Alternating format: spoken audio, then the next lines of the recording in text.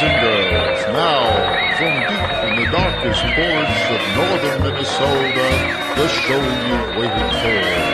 This is Grizzly's Growls, and I am honored to present our host, the man, the mystery, the legend.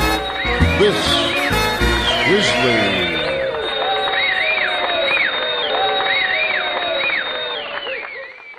Episode 16.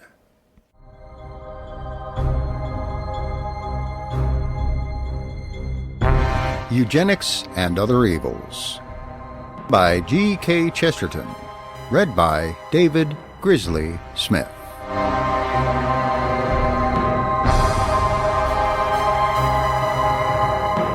Part 2. The Real Aim. Chapter 8. The End of the Household Gods. The only place where it is possible to find an echo of the mind of the English masses is either in conversation or in comic songs. The latter are obviously the more dubious, but they are the only things recorded and quotable that come anywhere near it. We talk about the popular press, but in truth there is no popular press. It may be a good thing, but anyhow, most readers would be mildly surprised if a newspaper leading article were written in the language of a navvy. Sometimes the press is interested in things in which the democracy is also genuinely interested, such as horse racing. Sometimes the press is about as popular as the press gang. We talk of labor leaders in Parliament, but they would be highly unparliamentary if they talked like laborers. The Bolshevists, I believe, profess to promote something they call proletarian art, which only shows that the word Bolshevism can sometimes be abbreviated into Bosch. That sort of Bolshevist is not a proletarian, but rather the very thing he accuses everybody else of being.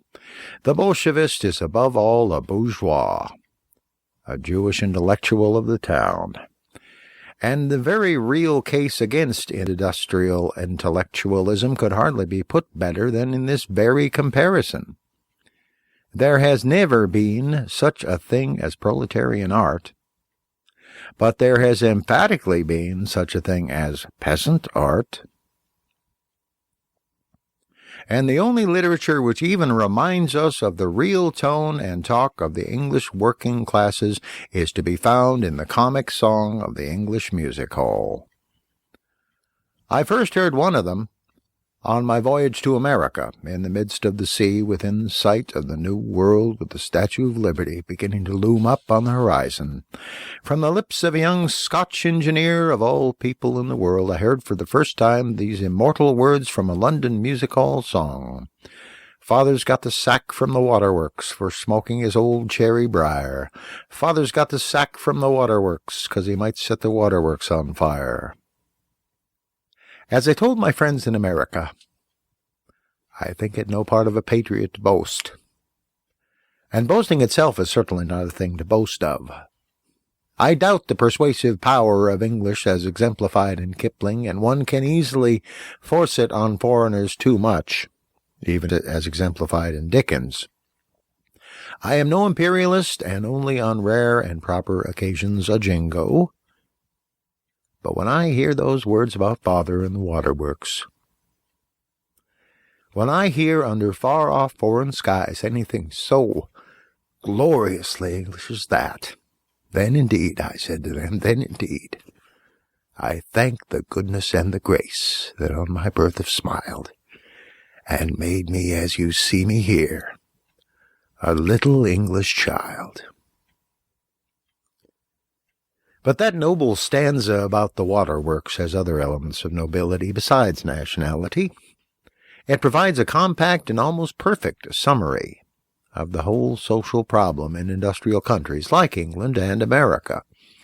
If I wished to set forth systematically the elements of the ethical and economic problem in Pittsburgh or Sheffield, I could not do better than take these few words as a text and divide them up like the heads of a sermon. Let me note the points in some rough fashion here. Number 1. Father, This word is still in use among the more ignorant and ill-paid of the industrial community, and is the badge of an old convention or unit called the family. A man and woman having vowed to be faithful to each other, the man makes himself responsible for all the children of the woman, and is thus generically called father. It must not be supposed that the poet or singer is necessarily one of the children. It may be the wife, called by the same ritual mother. Poor English wives say father, as poor Irish wives say himself, meaning the titular head of the house. The point to seize is that among the ignorant this convention or custom still exists. Father and the family are the foundations of thoughts. The natural authority still comes natural to the poets, but it is overlaid and thwarted with more artificial authorities. The official, the schoolmaster, the policeman, the employer, and so on. What these forces fighting the family are we shall see, my dear brethren, when we pass to our second heading, which is Number 2. Got the sack. This idiom marks a later stage of the history of the language than the comparatively primitive word father. It is needless to discuss whether the term comes from Turkey or some other servile society. In America they say that father has been fired, but it involves the whole of the unique economic system under which father has now to live. Though assumed by family tradition to be a master, he can now by industrial tradition only be a particular kind of servant, a servant who has not the security of a slave. If he owned his own shop and tools, he could not get the sack. If his master owned him, he could not get the sack. The slave and the guildsman know where they will sleep every night. It was only the proletarian of individualist industrialism who could get the sack, if not in the style of the Bosphorus, at least in the sense of the embankment. We pass to the third heading. Number 3. From the Waterworks. This detail of father's life is very important, for this is the reply to most of the socialists, as the last section is to so many of the capitalists. The waterworks which employed father is very large, official, and impersonal institution. Whether it is technically a bureaucratic department or a big business makes little or no change in the feelings of father in connection with it. The waterworks might or might not be nationalized, and it would make no necessary difference to father being fired, and no difference at all to his being accused of playing with fire. In fact, if the capitalists are more likely to give him the sack, the socialists are even more likely to forbid him the smoke. There is no freedom for father except in some sort of private ownership of things like water and fire. If he owned his own well, his water could never be cut off, and while he sits by his own fire, his pipe can never be put out. That is the real meaning of property, and the real argument against socialism. Probably the only argument against socialism. Number 4. For smoking.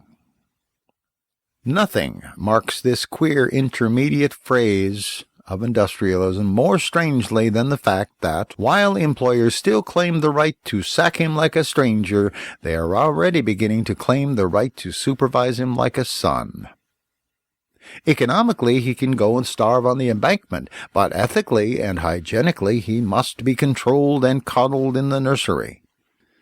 Government repudiates all responsibility for seeing that he gets bread, but it anxiously accepts all responsibility for seeing that he does not get beer. It passes an insurance act to force him to provide himself with medicine, but it is avowedly indifferent to whether he is able to provide himself with meals. Thus, while the sack is inconsistent with the family, the supervision is really inconsistent with the sack. The whole thing is a tangled chain of contradictions. It is true that in the special and sacred text of Scripture we are here considering the smoking is forbidden on a general and public and not on a medicinal and private ground. But it is none the less relevant to remember that, as his masters have already proved that alcohol is a poison, they may soon prove that nicotine is a poison, and it is most significant of all that this sort of danger is even greater in what we call the new democracy of America than what is called the old oligarchy of England. When I was in America, people were already defending tobacco. People who defend tobacco are on the road to proving that daylight is defensible, or that it is really not sinful to sneeze. In other words, they are quietly going mad. Number 5. Of his old cherry briar. Here we have the intermediate and anomalous position of the institution of property. The sentiment still exists, even among the poor, or perhaps especially among the poor. But it is attached to toys rather than to tools, to the minor products rather than to the means of production. But something of the sanity of ownership is still to be observed. For instance, the element of custom and continuity. It was an old cherry briar, systematically smoked by father in spite of all wiles and temptations to woodbines and gaspers, an old companion possibly connected with various romantic or diverting events in father's life. It is perhaps a relic as well as a trinket, but because it is not a true tool, because it gives the man no grip on the creative energies of society, it is, with all the rest of his self-respect, at the mercy of the thing called the sack. When he gets the sack from the waterworks, it is only too probable that he will have to pawn his old cherry briar. Number 6. 'Cause he might set the waterworks on fire. And that single line, like the lovely single lines of the great poets, is so full, so final, so perfect a picture of all the laws we pass and all the reasons we give for them, so exact an analysis of the logic of all our precautions at the present time, that the pen falls even from the hands of the commentator, and the masterpiece is left to speak for itself. Some such analysis as the above gives a better account than most of the anomalous attitude and situation of the English proletarian today. It is the more appropriate because it is expressed in the words he actually uses, which certainly do not include the word proletarian. It will be noted that everything that goes to make up that complexity is in an unfinished state. Property has not quite vanished. Slavery has not quite arrived. Marriage exists under difficulties. Social regimentation exists under restraints, or rather under subterfuges. The question which remains is which force is gaining on the other, and whether the old forces are capable of resisting the new. I hope they are, but I recognize that they resist under more than one heavy handicap. The chief of these is that the family feeling of the workmen is by this time rather an instinct than an ideal. The obvious thing to protect an ideal is a religion. The obvious thing to protect the ideal of marriage is the Christian religion, and for various reasons, which only a history of England could explain, though it hardly ever does, the working classes of this country have been very much cut off from Christianity. I do not dream of denying, indeed I should take every opportunity of affirming, that monogamy and its domestic responsibilities can be defended on rational, apart from religious grounds. But a religion is the practical protection of any moral idea which has to be popular and which has to be pugnacious. And our ideal, if it is to survive, will have to be both.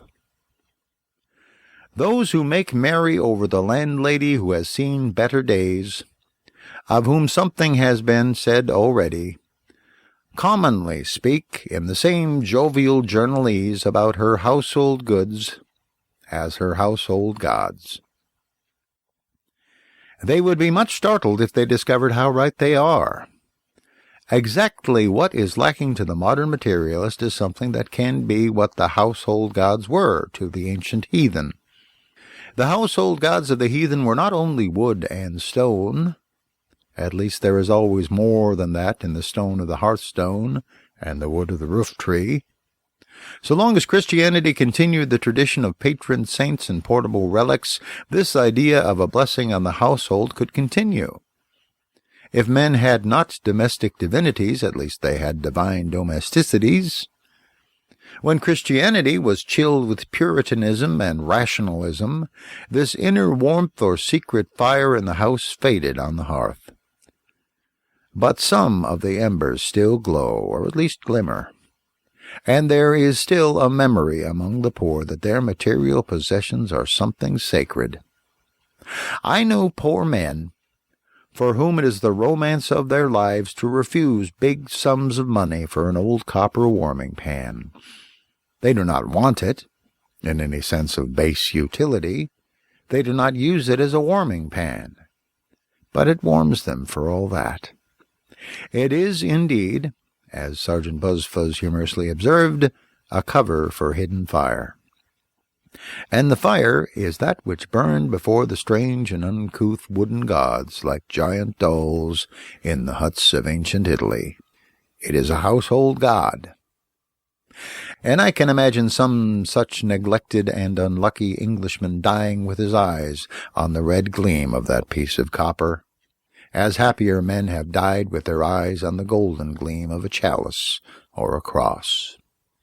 It will thus be noted that there has always been some connection between a mystical belief and the materials of domesticity, that they generally go together, and that now, in a more mournful sense, they are gone together. The working classes have no reserves of property with which to defend their relics of religion. They have no religion with which to sanctify and dignify their property. Above all, they are under the enormous disadvantage of being right without knowing it. They hold their sound principles as if they were sullen prejudices. They almost secrete their small property as if it were stolen property. Often a poor woman will tell a magistrate that she sticks to her husband with the defiant and desperate air of a wanton resolve to run away from her husband. Often she will cry as hopelessly, and as it were helplessly, when deprived of her child, as if she were a child deprived of her doll. Indeed, a child in the street crying for her lost doll would probably receive more sympathy than she does. Meanwhile, the fun goes on, and many such conflicts are recorded, even in the newspapers, between heartbroken parents and house-breaking philanthropists. Always one issue, of course. There are any number of them that never get into the newspapers, and we have to be flippant about these things as the only alternative to being rather fierce. And I have no desire to end on a note of universal ferocity. I know that many who set such machinery in motion do so from motives of sincere but confused compassion, and many more from a dull but not dishonorable medical or legal habit. But if I, and those who agree with me, tend to some harshness and abruptness of condemnation, these worthy people need not be altogether impatient with our impatience. It is surely beneath them in the scope of their great schemes to complain of protests so ineffectual about wrongs so individual. I have considered in this chapter the chances of general democratic defense of domestic honor, and have been compelled to the conclusion that they are not at present hopeful, and it is at least clear that we cannot be founding on them any personal hopes. If this conclusion leaves us defeated, we submit that it leaves us disinterested. Ours is not the sort of protest, at least, that promises anything even to the demagogue, let alone to the sycophant. Those we serve will never rule, and those we pity will never rise. Parliament will never be surrounded by a mob of submerged grandmothers brandishing pawn tickets. There is no trade union of defective children. It is not very probable that modern government will be overturned by a few poor dingy devils who are sent to prison by mistake, or rather by ordinary accident. Surely it is not for those magnificent socialists, or those great reformers and reconstructors of capitalism sweeping onward to their scientific triumphs and caring for none of these things, to murmur at our vain indignation. At least, if it is vain, it is the less venal. And insofar as it is hopeless, it is also thankless. They have their great campaigns and cosmopolitan systems for the regimentation of millions and the records of science and progress. They need not be angry with us who plead for those who will never read our words or reward our effort, even with gratitude. They need surely have no worse mood towards us than mystification, seeing that in recalling these small things of broken hearts or homes, we are but recording what cannot be recorded. Trivial tragedies that will fade faster and faster in the flux of time. Cries that fail in a furious and infinite wind. Wild words of despair that are written only upon running water, unless, indeed, as some so stubbornly and strangely say, they are somewhere cut deep into a rock, in the red granite of the wrath of God.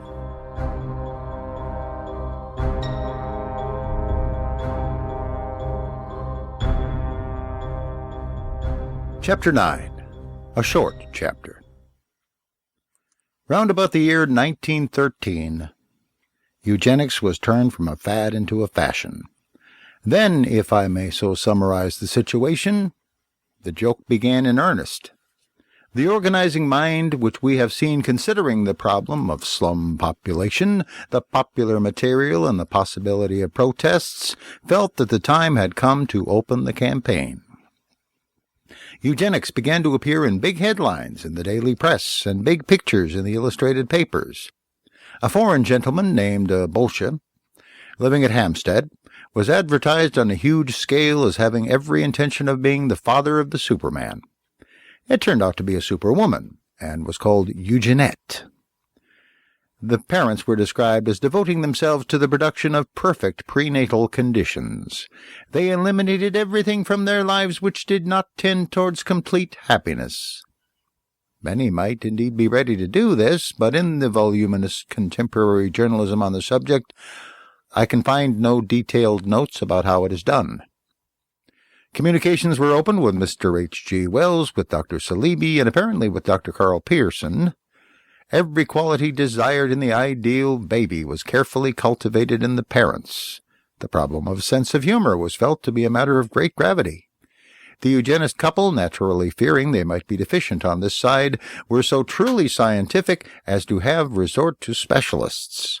To cultivate a sense of fun, they visited Harry Lauder, and then Wilkie Bard, and afterwards George Roby, but all, it would appear, in vain. To the newspaper reader, however, it looked as if the names of Metchnikoff and Steinmetz and Carl Pearson would soon be quite as familiar as those of Roby and Lauder and Bard. Arguments about these eugenic authorities, reports of the controversies at the Eugenic Congress, filled countless columns. The fact that Mr. Bolsche, creator of perfect prenatal conditions, was afterwards sued in a law court for keeping his own flat in conditions of filth and neglect, cast but a slight and momentary shadow upon the splendid dawn of the science. It would be vain to record any of the 1,000 testimonies to its triumph. In the nature of things, this should be the longest chapter in the book, or rather the beginning of another book. It should record in numberless examples the triumphant popularization of eugenics in England. But as a matter of fact, this is not the first chapter, but the last, and this must be a very short chapter, because the whole of this story was cut short. A very curious thing happened. England went to war. This would in itself have been a sufficiently irritating interruption in the early life of Eugenette and in the early establishment of eugenics, but a far more dreadful and disconcerting fact must be noted. With whom, alas, did England go to war? England went to war with the Superman in his native home. She went to war with that very land of scientific culture from which the very ideal of a Superman had come. She went to war with the whole of Dr. Steinmetz, and presumably with at least half of Dr. Carl Pearson. She gave battle to the birthplace of 9/10 of the professors who were the prophets of the new hope of humanity. In a few weeks the very name of a professor was a matter for hissing and low plebeian mirth. The very name of Nietzsche, who had held up this hope of something superhuman to humanity, was laughed at, for all the world as if he'd been touched with lunacy. A new mood came upon the whole people, a mood of marching, of spontaneous soldierly vigilance and democratic discipline, moving to the faint tune of bugles far away. Men began to talk strangely of old and common things, of the counties of England, of its quiet landscapes, of motherhood, and the half-buried religion of the race. Death shone on the land like a new daylight, making all things vivid and visibly dear. And in the presence of this awful actuality it seemed, somehow or other, as if even Mr. Bolshe and the eugenic baby were things unaccountably far away, and almost, if one may say so, funny. Such a revulsion requires explanation, and it may be briefly given. There was a province of Europe which had carried nearer to perfection than any other the type of order and foresight that are the subject of this book. It had long been the model state of all those more rational moralists who saw in science the ordered salvation of society. It was admittedly ahead of all other states in social reform. All the systematic social reforms were professedly and proudly borrowed from it. Therefore, when this province of Prussia found it convenient to extend its imperial system to the neighboring and neutral state of Belgium, all these scientific enthusiasts had a privilege not always granted to mere theorists. They had the gratification of seeing their great utopia at work on a grand scale and very close at hand. They had not to wait, like other evolutionary idealists, for the slow approach of something nearer to their dreams, or to leave it merely as a promise to posterity. They had not to wait for it as a distant thing, like the vision of future states, but in the flesh they had seen their paradise. And they were very silent for 5 years. The thing died at last, and the stench of it stank to the sky. It might be thought that so terrible a savour would never altogether leave the memories of men. But men's memories are unstable things. It may be that gradually these dazed dupes will gather again together and attempt again to believe their dreams and disbelieve their eyes. There may be some whose love of slavery is so ideal and disinterested that they are loyal to it even in its defeat. Wherever a fragment of that broken chain is found, they will be found hugging it. But there are limits set in the everlasting mercy to him who has been once deceived, and a second time deceives himself. They have seen their paragons of science and organization playing their part on land and sea, showing their love of learning at Louvain and their love of humanity at Lille. For a time at least they have believed the testimony of their senses, and if they do not believe it now, neither would they believe though one rose from the dead, though all the millions who died to destroy Prussianism stood up and testified against it.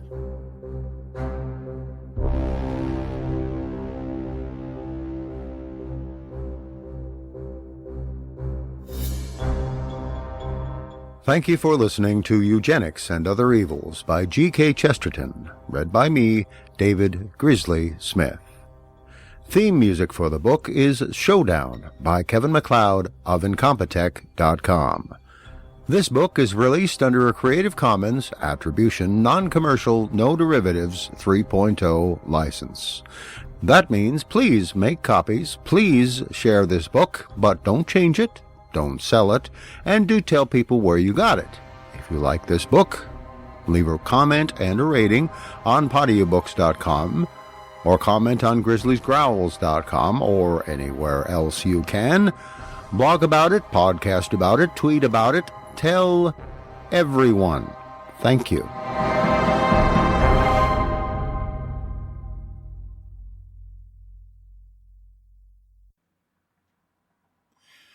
Hello again. This is still David Grizzly Smith, and I am still repodcasting the entirety of G.K. Chesterton's Eugenics and Other Evils. But you may note that I started doing this at the beginning of March, and things have changed a little bit since the beginning of March. There are people that are out on the front lines of this particular war we're going through. And there are the rest of us who are doing the one thing we can do, which is staying the heck out of the way and not getting sick so the people on the front lines don't have to deal with us. And for that, I want to say something that is a quote from a fella named Alan Allman, who used to do a radio show on 100.3 WNIC in Detroit, Michigan, a radio show he did called Pillow Talk, very late at night, lots of romantic music. And this goes out to all of you who have stayed home and help keep old people like me alive. And those of you who are on the front lines, in the medical facilities, and those supporting the folks in the medical facilities. I know who a few of you are, because I used to work for a labor union at probably the largest medical facility in the state of Michigan, among other things. So I'm going to quote Alan Allman for you, and then I'm going to go on with the show. Here we go. Thank you for being there when I needed you. And thank you for just being you. Sweet dreams, angels.